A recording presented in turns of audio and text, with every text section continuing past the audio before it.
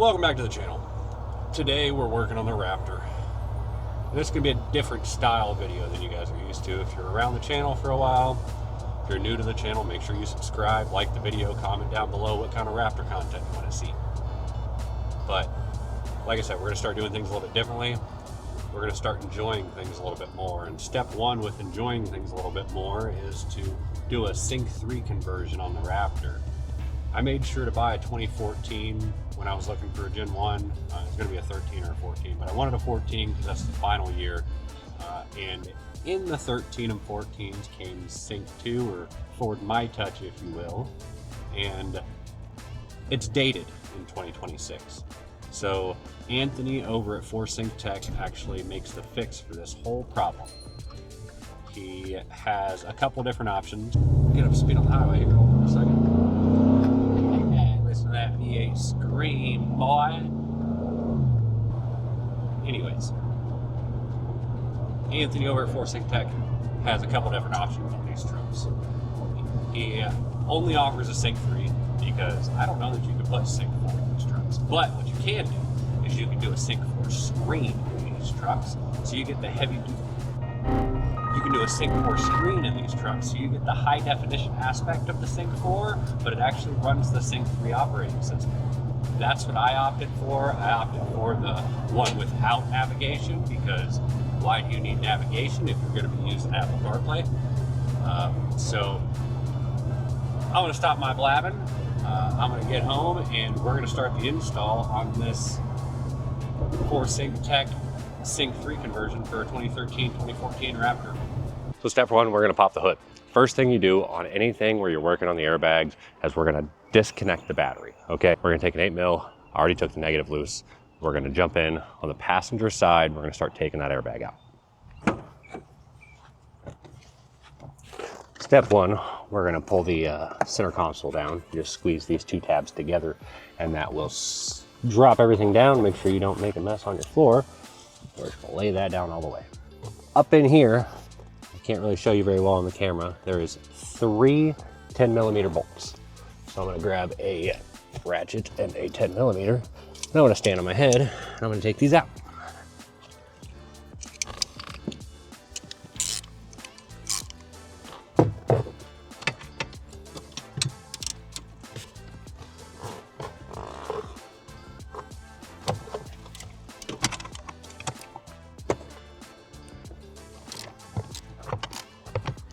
Next, we're going to take some panel tools. We're just going to pry along the edge here. A couple clips you got to unfasten once those bolts are out.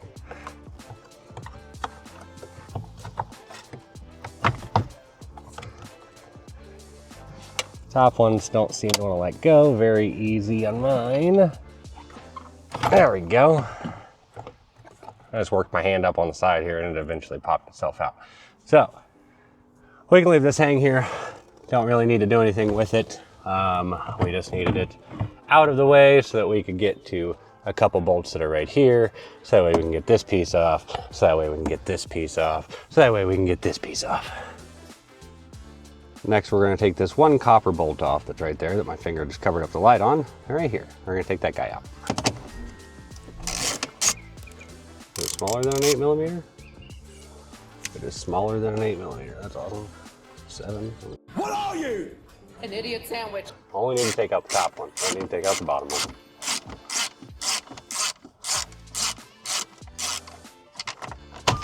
Okay. If you grab the vent, it looks like it comes out a little bit easier. Just kind of got the plastic pulled up out of the way. 7mm, take this bolt out up here too.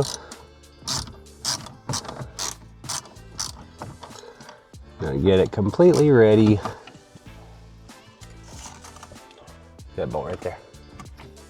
Maybe. There it is.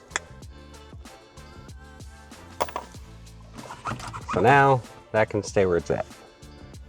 Driver's side is kind of the same thing. We need to get this trim piece off so that way we can get to a bolt that's right here. So that way we can get this trim piece off so we can get that out. So step one actually starts right here at the instrument cluster. There are 2 bolts that go up in like this. They're 7mm.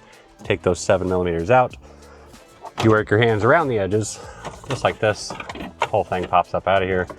And you don't need to remove it because it's actually attached to some more stuff down here on your steering column. You just needed it out of the way so that way you can grab this next guy and pull it off.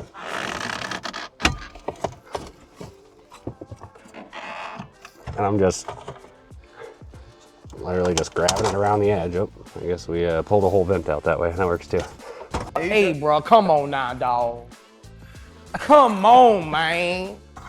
Grab it along the edge, pull it out. Just like that. So we can get to the 7mm bolt right up here. Take our 7mm, we're gonna take out this bolt right up here between the trim and the center console.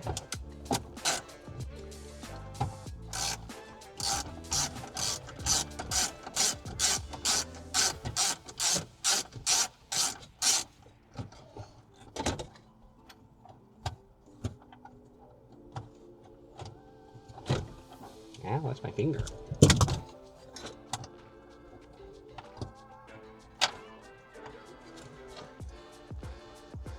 All right. Next step would be to remove this piece here. It goes down here.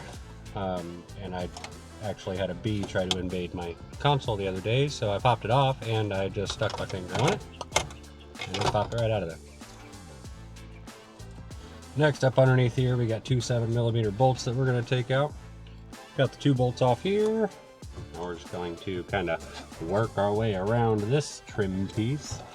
Pop this guy off.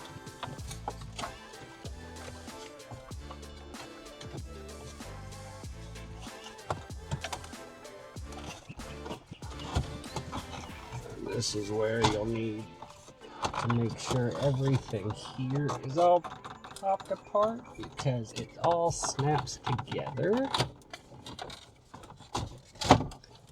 We're just gonna kind of work it out in front of that. Very good. There's one plug up top here for the traction control. This one of these clips, you can use your thumb right here. This is the top one. Your thumb has to go there and pull it out. And then on this bottom clip, clip on the bottom here, plug it like that, pull it out. Now we're gonna take our 7mm, pull here, pull here, pull here, pull here. We're gonna take those off.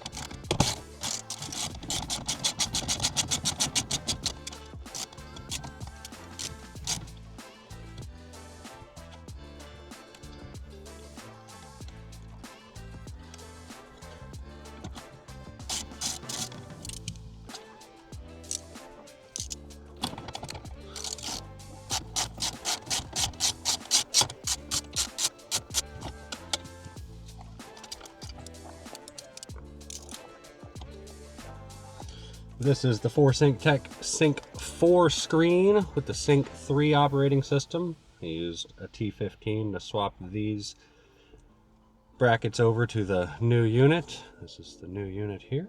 We're just gonna plug it in. I opted for the non-GPS unit, so if you have a GPS unit, you're going to have another plug here, and it's going to come with an additional antenna.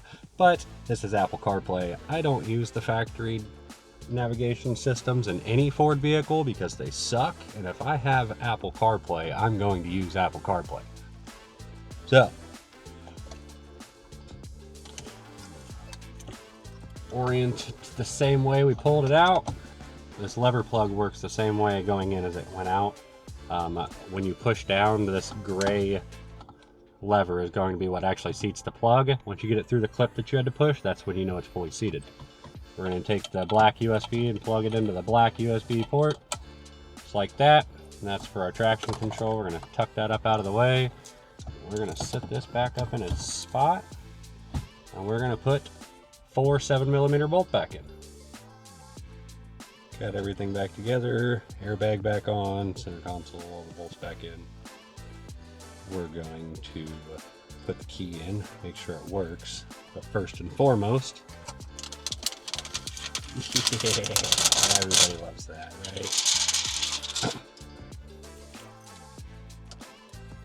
Cool thing about FourSyncTech is that these conversions come with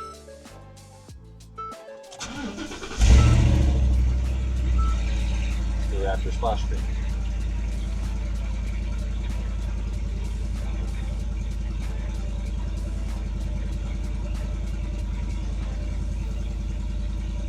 There it is.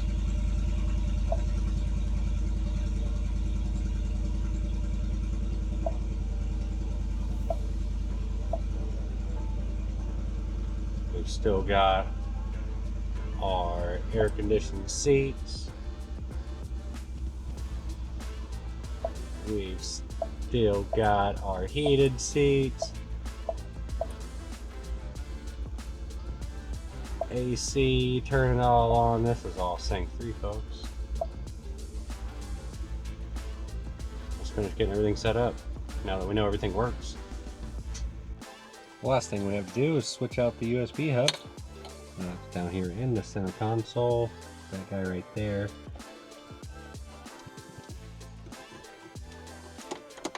Kind of dark, I'm sorry, but looks like I just put my hand in there, pull the faceplate off.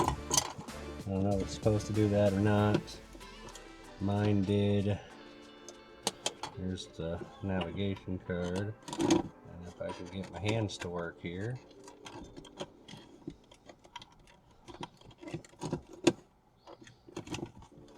There we go. That guy just pulls up out of there. Looks like there's 2 plugs down here. Get them unplugged and get everything swapped over. Got the new one installed. It's got all the right harnesses on it, so it literally just plugged in and clipped back down in there. There was absolutely nothing weird or difficult about it. The last thing we have to do is set up the wireless CarPlay. It's just a little dongle that goes into the USB slot down there that you just installed. It just plugs in. Your phone will log on to it. We're going to plug on SmartBox right here. And as you can see, we got all our normal Apple CarPlay stuff. We can go here to Spotify, loads up for us, play us some music. Great song here if you've never heard it before.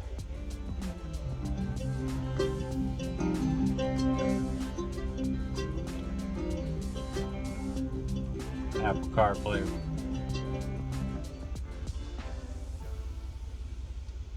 Let's not get any copyright strikes. Apple Maps right there. Go to the home screen. You can have the music and the maps, which is my favorite. And then again, Raptor. That's pretty well going to sum it up for our install video on the FourSyncTech Sync 3 conversion. Thank you, Anthony, over at FourSyncTech, for letting us try this out. I appreciate the support you give the channel. This is a must-have product for any 2012 to 2014 F-150 or Raptor owner. You got to get it. Get with Anthony at FourSyncTech. That is your only option.